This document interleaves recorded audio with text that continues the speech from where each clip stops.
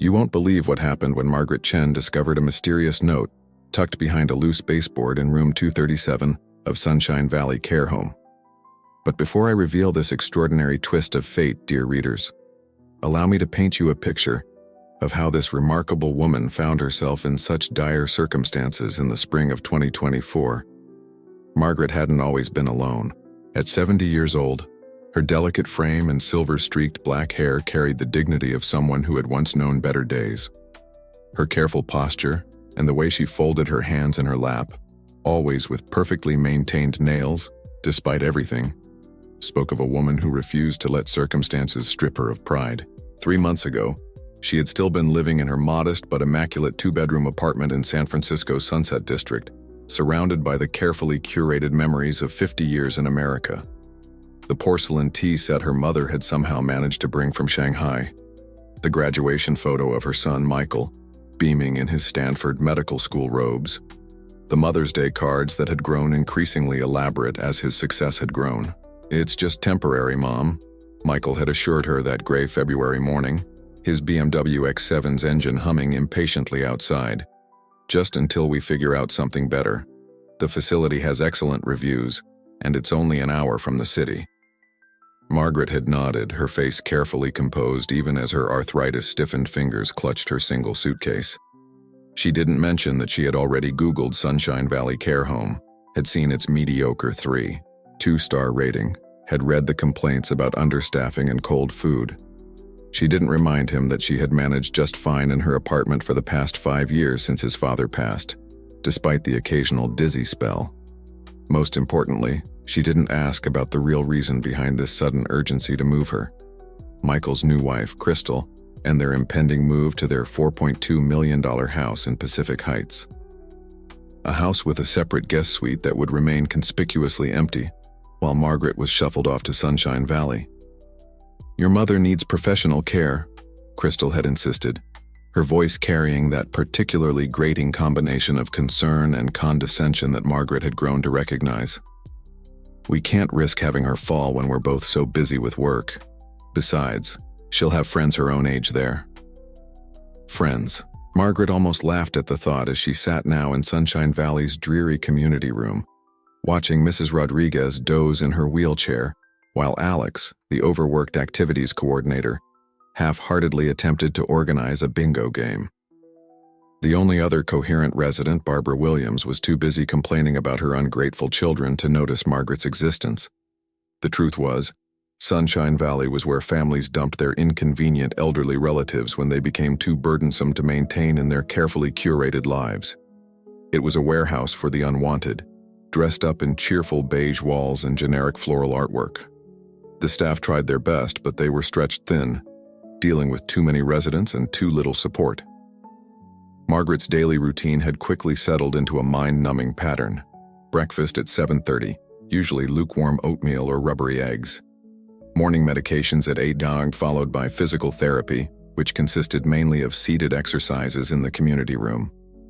Lunch at noon, invariably some form of mushy casserole. Afternoon activities that rarely varied: bingo, movie screenings, usually decades-old films, or craft sessions with supplies that seemed left over from a kindergarten classroom. Michael's visits had grown increasingly sporadic, first weekly, then bi-weekly, and now, well, it had been 23 days since she'd last seen him. He called occasionally, always with the same rushed tone, always with some reason why he couldn't visit just yet: a complex surgery, a medical conference, Crystal's charity gala. It was during one of these endless afternoons that Margaret first noticed something odd about room 237. She had taken to walking the halls during the quiet hours between lunch and dinner, partly for exercise and partly to escape the drone of daytime television in the community room. Room 237 had been empty since Mrs. Patterson passed away 2 weeks ago, and the staff hadn't yet prepared it for a new resident. Margaret wasn't sure what drew her attention to the loose baseboard near the window. Perhaps it was simply that her eyes, starved for stimulation, had become more attentive to small details. But there was something about the way the afternoon light caught the edge of the wood that seemed to beckon her closer. She glanced over her shoulder, confirming the hallway was empty. The nurses would be busy with medication rounds, and the aides were likely helping the less mobile residents with bathroom visits. With slightly trembling fingers, Margaret knelt down, a feat that her arthritis protested, and gently pressed against the loose section of baseboard. It moved more easily than she expected, revealing a small cavity behind it. And there, yellowed with age but perfectly preserved, was an envelope. Margaret's heart began to race as she carefully extracted it. The paper was high quality, though aged, and sealed with what appeared to be wax, though the seal was now broken. Written on the front in elegant, flowing script was a single name: Elizabeth. She had just slipped the envelope into the pocket of her cardigan when she heard footsteps approaching. Quickly, if not gracefully, Margaret pushed herself back to her feet, trying to appear casual as Nancy, one of the kinder nurses, passed by. "Everything okay, Mrs. Chen?" Nancy asked, pausing briefly. "Oh, yes," Margaret replied, smoothing her cardigan. "Just admiring the view." She gestured vaguely toward the window, which overlooked nothing more exciting than the facility's parking lot. Nancy nodded distractedly and continued on her rounds. Only when the footsteps had faded did Margaret allow her hand to drift to her pocket, feeling the crackling presence of the envelope. For the first time since arriving at Sunshine Valley, she felt something other than resignation: curiosity. Back in her own room, a mirror image of 237 but with her few personal touches attempting to mask its institutional nature, Margaret settled into her armchair by the window. With hands that shook slightly from both arthritis and anticipation, she carefully extracted the letter from the envelope. The paper was thick and cream-colored, clearly expensive even after all these years. As she unfolded it, a small key fell into her lap. But it was the first lines of the letter that made her breath catch in her throat. "My dearest Elizabeth, if you are reading this, then I am gone, and the truth about the Hamilton fortune and your true identity must finally be revealed." Margaret stared at the words, reading them again to be sure she hadn't imagined them. The Hamilton fortune. Even here in Northern California, that name carried weight. The Hamiltons had been one of San Francisco's oldest and wealthiest families, their name attached to hospitals, universities, and cultural institutions throughout the city. But they had famously died out in the 1980s, their fortune dispersed to various charitable foundations. Or at least that was the official story. As Margaret continued reading, her eyes growing wider with each line, she began to understand that the truth was far more complex and far more shocking.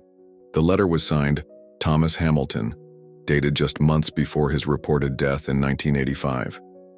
The contents of those pages would shake the foundations of one of San Francisco's most powerful dynasties, if they were true. And that small key, innocent-looking but heavy with potential, might just be the proof. Margaret carefully refolded the letter, her mind racing. For the first time in months, she felt truly alive, her thoughts sharp with purpose. But as she considered her next move, she realized she would need help. She couldn't investigate this on her own, not with her limited mobility and resources. She needed someone with the ability to move freely, someone with access to information. Her first thought was Michael, but she quickly dismissed it. Her son was too busy, too wrapped up in his new life. Besides, he would probably just dismiss her discovery as the ramblings of a bored old woman, might even use it as evidence that she needed more supervision, not less. No, she needed someone else. Someone who might understand what it meant to have a second chance at life when everyone else had written you off. Someone who might be willing to help an old woman chase what might seem like an impossible dream. As if in answer to her thoughts, she heard a gentle knock at her door. "Mrs. Chen, it's time for your evening medications." The voice belonged to James Washington, the new night nurse. Young, black, and working his way through nursing school, James was one of the few staff members who took the time to actually talk to the residents, to treat them as people rather than tasks to be completed.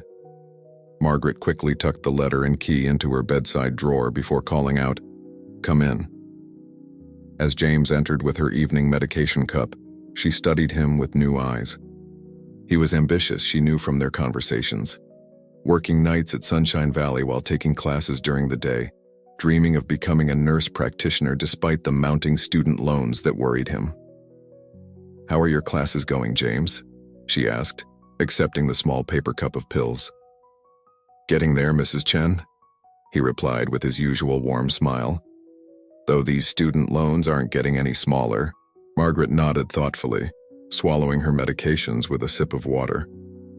"James," she said carefully, "if I told you I might have discovered something that could change both our lives, would you be willing to help me investigate it, even if it meant taking some risks?" James paused in the act of recording her medications in the chart, looking at her with curiosity rather than the dismissive concern she had grown used to seeing in others' eyes. "What kind of risks are we talking about, Mrs. Chen?" Margaret glanced at her bedside drawer, then back at James. "The kind that might make history, or get us both dismissed as crazy. Are you interested?" For a long moment, James studied her face, perhaps seeing past the fragile exterior to the sharp mind that still burned bright within. Finally, he nodded slowly. "Tell me more." And so, on a quiet evening in March 2024, in a modest room in Sunshine Valley Care Home, an unlikely partnership was formed. Neither Margaret Chen nor James Washington could have imagined how their lives would change in the coming weeks, or the powerful forces they would soon encounter.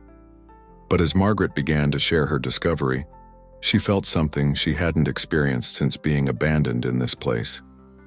Hope. The game was about to begin, and for the first time in years, she was ready to play for high stakes. What she didn't know, couldn't know, was that they weren't the only ones interested in the secrets hidden within those aged pages. Even now, others were moving in the shadows, and they had been searching for this letter for a very, very long time. As the sun set over Sunshine Valley Care Home, casting long shadows through Margaret's window, she began to tell James about the letter. Neither of them noticed the black SUV that pulled into the parking lot, or the two figures who emerged, their faces hidden in the gathering darkness. But they would soon enough, and when they did, everything would change. The Hamilton fortune wasn't just money, Margaret explained to James, her voice barely above a whisper despite the late hour. It was power, the kind of power that could shape a city's destiny. They sat in her room, the night shift's relative quiet providing a bubble of privacy. James had pulled up a chair, his scrubs rustling softly as he leaned forward to examine the letter she'd spread carefully on her lap. "According to this," Margaret continued, "Thomas Hamilton had an illegitimate daughter, Elizabeth. He kept her existence secret to protect her from his enemies within the family. But he left her everything: the real estate holdings, the offshore accounts, even the controlling interest in Hamilton Enterprises that everyone thought had been dissolved." "And this Elizabeth?" James asked, his brow furrowed. "What happened to her?" Margaret's fingers traced the aged paper. "That's where it gets interesting. The letter mentions she was placed in foster care under a different name. She would have been about 5 years old in 1985. She paused, her eyes sharp. "The same age as Mrs. Patterson, the woman who died in room 237 2 weeks ago." James sat back, realization dawning. "You think Mrs. Patterson was Elizabeth?" "I think it's too big a coincidence that this letter was hidden in her room. But here's what's truly fascinating." Margaret was interrupted by a sudden commotion in the hallway. Voices too sharp for the midnight hour echoed outside. James rose quickly, professional instincts taking over. "I should check that." "Wait." Margaret grabbed his wrist with surprising strength. "Before you go, the key. It mentions a safety deposit box at the First National Bank on Montgomery Street, box 2374. James nodded, understanding the urgency in her voice. He slipped the small key into his pocket just as the door opened, revealing Nancy, the night supervisor. "James, we need you in 241. Mr. Roberts is having another episode." "Of course," James replied smoothly, his face betraying nothing of the conversation he'd just had. As he left, he caught Margaret's eye, a silent agreement passing between them. The next morning brought an unexpected visitor to Sunshine Valley. Margaret was just finishing her breakfast when Michael appeared, looking polished in his surgeon's casual weekend wear, Crystal hovering behind him like an expensive shadow. "Mom." Michael's smile seemed strained. "How are you settling in?"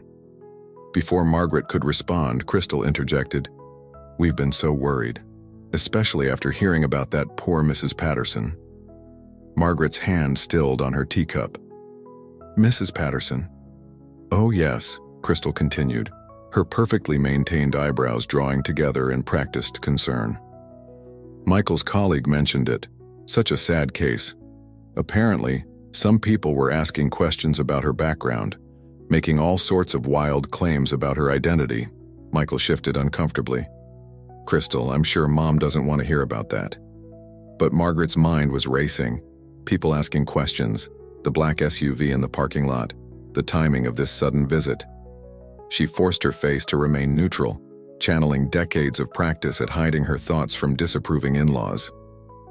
"How thoughtful of you both to visit," she said mildly. "Though I'm surprised you could find the time with the new house and all." Crystal's smile tightened almost imperceptibly. "Actually, that's partly why we're here. Michael and I have been talking and we think we might have found a better facility for you. Somewhere more secure." "Upscale," Michael added quickly, "with more specialized care." Margaret understood the real message beneath their careful words. They wanted to move her, to isolate her further. But why now? What did they know? "That's very considerate," she replied, buying time. "But I've just started to make friends here. Change can be so difficult at my age." "Mom," Michael's voice took on that special tone reserved for difficult patients and stubborn parents, "we really think this would be best for you. The new place has an excellent memory care unit." Memory care. The words hit Margaret like a physical blow. They weren't just trying to move her. They were trying to have her declared incompetent. Before she could respond, a commotion erupted in the hallway. Raised voices, the squeak of rubber-soled shoes on linoleum. Through the open door, Margaret caught a glimpse of two men in dark suits, speaking with the facility administrator. "If you'll excuse me," Margaret said, rising with deliberate slowness. "I believe it's time for my medication." "We can wait," Crystal offered too quickly. "No need," Margaret smiled, years of social training coming to her aid. "I'm sure you both have busy days ahead. Perhaps we can discuss this proposal another time." Once they'd left, Crystal practically herding Michael out despite his obvious reluctance, Margaret allowed herself a moment of pure panic. They knew something. Maybe not everything, but enough to want to silence her. She needed to act fast. But how? She was trapped here, her every move monitored, her independence stripped away piece by piece. Her only ally was James, and he wouldn't be back on shift until tonight. As if summoned by her thoughts, her phone buzzed with a text from an unknown number. "Box empty, but found something else. Need to talk. Jay." Margaret's heart raced. James must have gone to the bank during his off hours. But what had he found? And more importantly, who else might be watching? She spent the afternoon in a haze of anxiety, going through the motions of daily activities while her mind worked furiously. During craft time, she carefully watched the facility's entrance through the community room windows. The black SUV remained parked outside, its occupants occasionally visible as they spoke into phones or consulted tablets. By dinner time, she had counted no fewer than 4 different visitors walking the halls, all wearing the same kind of dark suits, all asking casual questions about residents and procedures. The staff seemed oblivious to the underlying tension, but Margaret had spent too many years reading subtle social cues to miss the predatory nature of their interest. It was Barbara Williams who unwittingly provided the opportunity Margaret needed. During dinner, Barbara had one of her episodes becoming convinced that the meatloaf was poisoned and creating enough chaos to distract the staff. In the confusion, Margaret slipped away to her room. She had just finished hiding the letter in a new location, inside the hollow base of her bedside lamp, when her door opened. But instead of a staff member, she found herself facing a tall man in an impeccably tailored suit. "Mrs. Chen," his smile never reached his eyes. "I'm Jonathan Pierce from Hamilton Enterprises Legal Department. I believe you may have found something that belongs to us." Margaret's heart pounded, but her voice remained steady. "I'm sorry, mister. Pierce, but I'm afraid I don't know what you're talking about. He stepped further into the room, closing the door behind him. Mrs. Chen, let me be direct. That letter was never meant to be found. Its contents could be disruptive to a lot of important people. People who would be very generous to anyone helping to maintain the status quo. And if I did have such a letter? Margaret asked, buying time. What would that generosity look like? Pierce's smile widened fractionally. A private suite at San Francisco's finest assisted living facility. Full-time private care. A generous monthly allowance. Your son's medical practice would thrive, and his wife's social aspirations would be fully supported. For a moment, Margaret allowed herself to imagine it. The comfort, the luxury, the restoration of her family's approval. All she had to do was hand over the letter, forget what she'd learned. But then she remembered Mrs. Patterson Elizabeth, dying alone in room 237, her true identity buried with her. She thought of James, working nights to pursue his dreams despite the odds stacked against him. Mr. Pierce, she said finally, I'm an old woman. I've lived through wars, immigration, discrimination, and loss. I've built a life from nothing once before. Do you really think your threats, or your bribes, could frighten me now? His face hardened. Mrs. Chen, don't make this difficult. We can make your life very uncomfortable. Your son's career, your continued residency here, all of it depends on your cooperation. Does it? Margaret's voice took on an edge of steel. Or perhaps it depends on what else we found besides the letter. Something that might already be in safer hands than mine. Pierce's composure cracked just slightly. What do you mean? But Margaret had spent decades perfecting her mahjong face. I think you should leave now, Mr. Pierce. Before I call the nurse and make a scene about a strange man threatening an elderly resident. He studied her for a long moment, calculation visible behind his eyes. Finally, he straightened his tie. This isn't over, Mrs. Chen. No, she agreed quietly. I don't suppose it is. After he left, Margaret sank into her chair, trembling with delayed reaction. She had just challenged one of the most powerful organizations in San Francisco, armed with nothing but a hidden letter and a bluff about additional evidence. Her phone buzzed again. Emergency at work. Can't make shift tonight.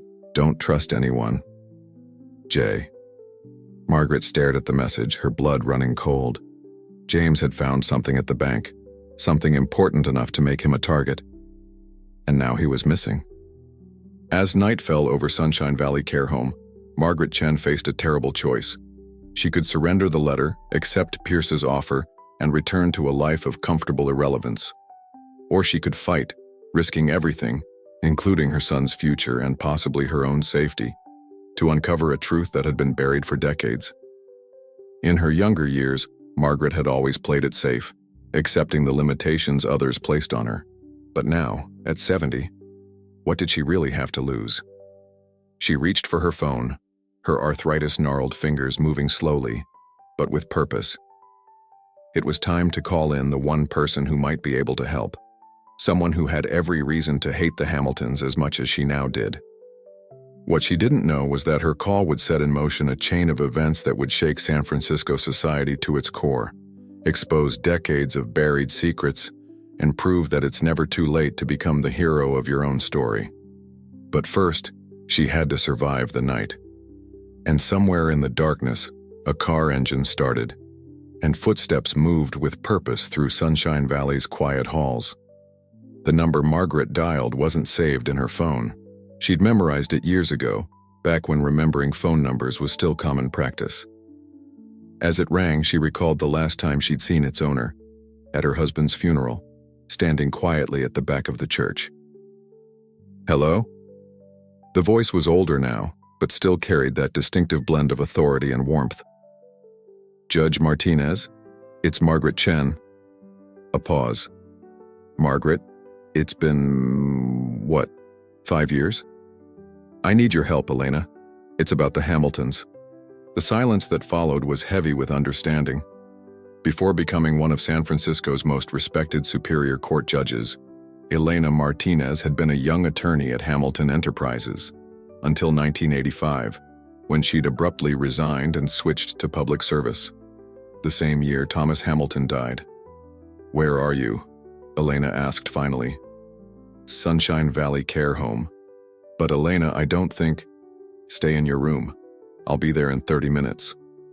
Margaret glanced at her door. "There are men watching the building. Good thing I still have friends in the sheriff's department then." The line went dead. The next 28 minutes were among the longest of Margaret's life. She sat in her darkened room, watching shadows move past her door, straining to hear any sound that might indicate discovery. The letter seemed to burn inside her lamp base, its secrets threatening to burst free at any moment. When the commotion started, it was almost a relief. Shouts echoed from the front entrance, followed by the unmistakable sound of official orders being given. Margaret's door opened, revealing a deputy sheriff in full uniform. "Mrs. Chen, Judge Martinez sent us. We need to move you now." The facility administrator hovered anxiously behind him, clutching paperwork. "This is highly irregular. Mrs. Chen is under our care, and her son has no current legal authority." Elena Martinez strode in, her judicial robes lending gravity to her presence. "I've just signed an emergency protective order. Mrs. Chen is now under the court's protection." Pierce appeared in the doorway, his composure finally cracking. "You can't do this. You have no jurisdiction." "Actually, I do." Elena's smile was razor sharp. "Especially given the evidence of corporate coercion and elder abuse my office received an hour ago. Would you like to discuss that here, Mr. Pierce, or at a formal hearing?" He stepped back, reaching for his phone. "Oh, and Pierce?" Elena added. "Tell your board's members that if anything happens to James Washington, every news outlet in California will have copies of what he found by morning." Margaret's heart leaped. James was alive. The next few hours passed in a blur. The letter was retrieved, her few belongings packed. Through it all, Elena stayed close, her presence keeping the circling corporate lawyers at bay. It wasn't until they were settled in Elena's study, a pot of proper tea between them, that Margaret finally heard the full story. "James made it to my office around noon," Elena explained. "The safety deposit box was empty, but he'd had the foresight to check the bank's historical records. What he found—" She shook her head. "Margaret, this goes far beyond Elizabeth's inheritance." She spread photographs across her desk, copies of documents James had discovered, bank transfers, corporate minutes, death certificates. "Thomas Hamilton didn't die in 1985, Elena continued. "He was killed, and the people responsible are still running Hamilton Enterprises today." Margaret's hands shook as she lifted one photo. It showed a young woman holding a baby, Elizabeth and her mother. But it was the background that caught her eye, a familiar tea set on a shelf behind them, the same tea set her mother had brought from Shanghai. "My mother," Margaret whispered. "She was Elizabeth's nanny, that's why." Memories cascaded through her mind, her mother's insistence on keeping the tea set despite their poverty, the mysterious payments that had helped fund Margaret's college education. "Your mother protected Elizabeth," Elena confirmed. "And when Elizabeth grew up, she returned the favor. Those weren't random college funds, Margaret. She was watching over you." "Mrs. Patterson," Margaret's voice cracked. "All those years in the nursing home, she must have known who I was." "She did. And she left you more than just a letter." Elena pressed a button on her desk phone. "Send him in." The door opened, and James Washington entered, looking exhausted, but alive. He carried a laptop. "Show her," Elena instructed. James opened the computer, revealing a video player. On screen, an elderly woman's face appeared, Mrs. Patterson, but alert and clear-eyed, recording this message in her final days. "Hello, Margaret," Elizabeth Hamilton Patterson began. "If you're watching this, then you've found my father's letter, and more importantly, you've proven you have the courage to stand up to them, just like your mother did, all those years ago." Margaret watched, tears flowing freely, as Elizabeth revealed the truth. How Thomas Hamilton had tried to protect his daughter from ruthless family members who saw her as a threat to their power. How Margaret's mother had smuggled Elizabeth to safety after Thomas's murder. And how Elizabeth had spent decades gathering evidence, waiting for the right moment and the right allies to expose the truth. "The evidence is all here," Elizabeth continued, her voice growing stronger. "Bank records proving the embezzlement, emails documenting the cover-up, even DNA tests confirming my identity. But evidence means nothing without someone brave enough to use it." She leaned closer to the camera. "Your mother protected me, Margaret. Now I'm trusting you to finish what my father started, to right these wrongs, not for revenge, but for justice." The video ended on Elizabeth's smile, the same smile Margaret had seen every day in room 237, never knowing its significance. "There's more," James said quietly. He turned the laptop, showing files upon files of documents. "Enough to prove decades of fraud, corruption, and murder. But they'll fight back hard. They might even try to discredit you, claim you're suffering from dementia." "They already are," Margaret replied, thinking of Michael's push for memory care. "My own son is being manipulated," Elena interjected. "Michael's partnership offer at the new hospital, his wife's sudden social success, all orchestrated by Hamilton Enterprises once they realized you were at Sunshine Valley." Margaret absorbed this, feeling anger replace her fear. They hadn't just imprisoned her, they'd used her own family against her. "What do we do now?" she asked. Elena and James exchanged looks. "That depends," Elena said carefully. "We can take this evidence to the authorities. There would be trials, media coverage, years of legal battles, or we do what Elizabeth planned, something they'd never expect from a discarded old woman and her unlikely allies." James opened another file on the laptop. "Mrs. Patterson, Elizabeth. She didn't just leave evidence, she left a plan, a way to take everything back in one move. But it's risky." Margaret thought of her tiny room at Sunshine Valley, of Michael's growing distance, of all the other elderly residents, warehoused and forgotten by a society that valued youth and power above all else. "Tell me about this plan." As Elena and James outlined Elizabeth's strategy, Margaret felt decades of careful submission fall away. She had spent her life being underestimated, as an immigrant, as a woman, as an elderly mother who should quietly accept her children's decisions. But Elizabeth had seen something else in her, had trusted her with not just the truth, but the power to reshape it. Dawn was breaking over San Francisco when they finished discussing the details. Margaret stood at Elena's window, watching the city come alive. Somewhere out there in a glossy office tower, Hamilton Enterprises board members were probably congratulating themselves on containing the situation. They had no idea what was coming. "Are you sure about this?" Elena asked softly. "Once we start, there's no going back." Margaret thought of Elizabeth's words, "Not for revenge, but for justice." "I'm sure," she replied. "But first, I need to make one stop." Hours later, Margaret sat in her son's living room, watching comprehension dawn on Michael's face as she showed him the video, the evidence, the truth about the forces that had tried to use him against her. Crystal was notably absent, having fled to her Pilates class at the first mention of Hamilton Enterprises. "Mom, I'm so sorry," Michael finally said, his voice thick with shame. "I should have known. Should have asked." Margaret took his hand. "We can't change the past, but we can choose what we do next." Her phone buzzed. A message from James. Everything was in place. "Now," Margaret said, standing with newfound strength, "would you like to help your mother make some history?" In a parking garage across town, James Washington sat in his car, finger hovering over the send button that would release Elizabeth's evidence to every major news outlet in the country. In her chambers, Judge Elena Martinez prepared the legal documents that would freeze Hamilton Enterprises' assets the moment the story broke. And in the carefully maintained archives of Hamilton Enterprises itself, a digital time bomb waited to expose decades of hidden accounts and suppressed evidence, all waiting for one final signal.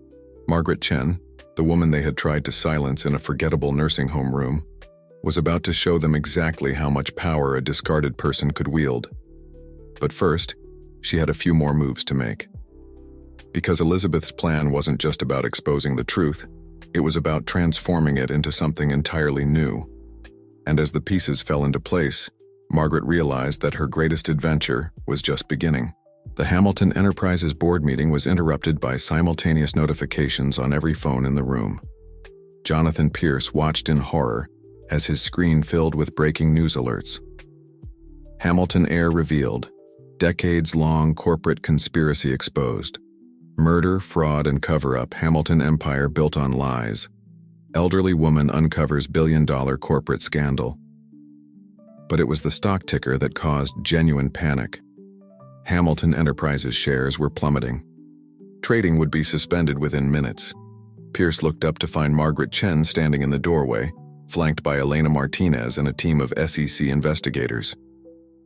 "This emergency board meeting is now in session," Elena announced, her judicial authority filling the room.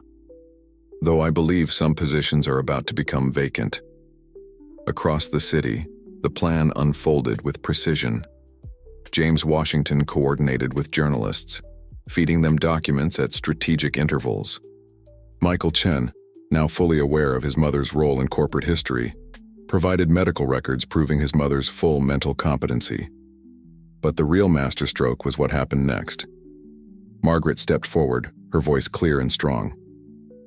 Elizabeth Hamilton Patterson left more than evidence. She left a plan to transform Hamilton Enterprises into something unprecedented. She unveiled Elizabeth's final vision, converting the corporation into a worker-owned enterprise, with significant resources dedicated to elderly care and education. The carefully hidden offshore accounts would fund a foundation supporting immigrant families and medical students committed to serving underserved communities. "You can't do this," Pierce sputtered. "The shareholders are mostly shell companies controlled by the conspirators in this room," Elena interrupted. "Companies that are about to be frozen by federal investigators." Margaret watched as realization dawned on their faces.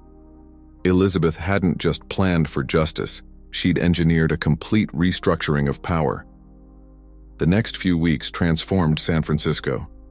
Hamilton Enterprises board members faced indictments. Pierce traded his tailored suits for prison orange. The media couldn't get enough of the story. An elderly immigrant woman abandoned in a nursing home exposing decades of corporate corruption. But Margaret wasn't finished. Sunshine Valley Care Home was acquired by the new Hamilton Foundation. Under James's supervision as the new administrator, it became a model of compassionate elder care. Barbara Williams's children were shocked to receive invitations to weekly family therapy sessions. Mrs. Rodriguez's art classes became a community highlight. Michael threw himself into establishing free medical clinics in underserved neighborhoods. Crystal filed for divorce, unable to adapt to her husband's new focus on social justice over social climbing.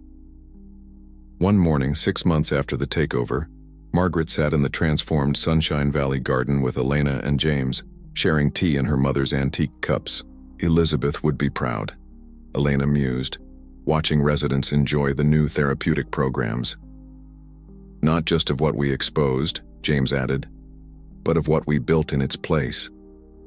Margaret smiled, thinking of the frightened young woman in that old photograph and the quiet elderly resident who had trusted her with such an extraordinary legacy. "Power doesn't have to corrupt," she said softly. "Sometimes it can heal." Her phone buzzed. Another interview request. Margaret's story had sparked a national conversation about elder care, corporate responsibility, and the quiet strength of those society too often overlooked. She'd received offers for book deals, movie rights, speaking engagements, but her favorite moments were still here, sharing wisdom and warmth with her unlikely family of revolutionaries. The Hamilton scandal had exposed more than corporate crimes. It had revealed the dangerous myth that age meant irrelevance, that power belonged only to the young and ruthless. Margaret Chen, at 70, had proven that life's greatest chapters could begin at any age, that justice had no expiration date, that the most powerful changes often came from the most unexpected sources. As she poured another cup of tea, Margaret caught her reflection in the window. Her silver hair shone in the morning light, her posture straight with well-earned pride. She was no longer the woman who had arrived at Sunshine Valley with a single suitcase and fading dreams. She was a reminder that every person, no matter their age or circumstance, carried the potential for extraordinary impact. The garden filled with residents and their families, drawn together by new policies that encouraged meaningful connection. Michael arrived for his weekly lunch date, his medical students in tow, eager to learn from the residents' experiences. James shared updates on the Foundation's expanding programs, while Elena discussed legislative changes inspired by their story. The revolution they'd started was still growing, rippling out in countless ways.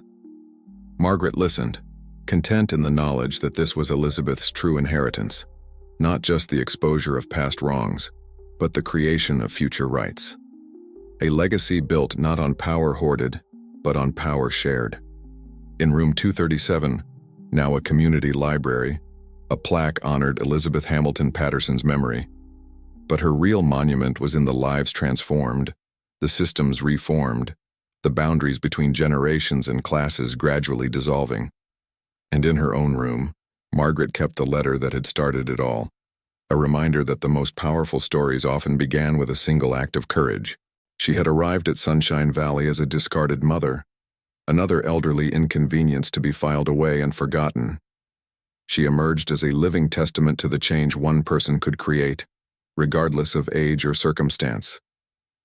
The Hamilton fortune had been built on secrets and lies. Its transformation would be built on truth and connection, guided by the wisdom of those who understood that real power lay not in domination, but in liberation.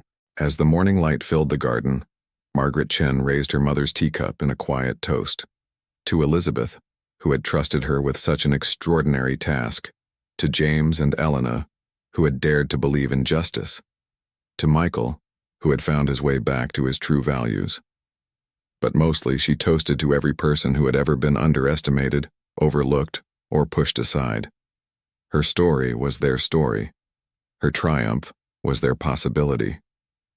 The next generation of Hamilton enterprises would be built on this foundation, the recognition that every life held value, every voice deserved hearing, and every age brought its own unique power.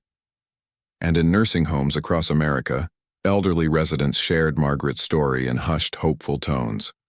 Not just as a tale of corporate intrigue and justice served, but as a reminder that it was never too late to rewrite one's story. The abandoned could become the empowered. The forgotten could become the remembered. The silenced could become the heard. Margaret Chen had shown them how. As she sat in the transformed garden of what had once been her prison, Margaret smiled at the future unfolding before her.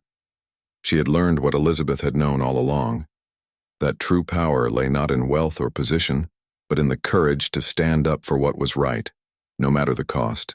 The morning sun caught the edges of her teacup, the same way it had caught the loose baseboard in room 237 so many months ago. A reminder that inspiration could come from the most unexpected places, that change could begin with the smallest discovery. And somewhere, Margaret liked to think, Elizabeth Hamilton Patterson was smiling.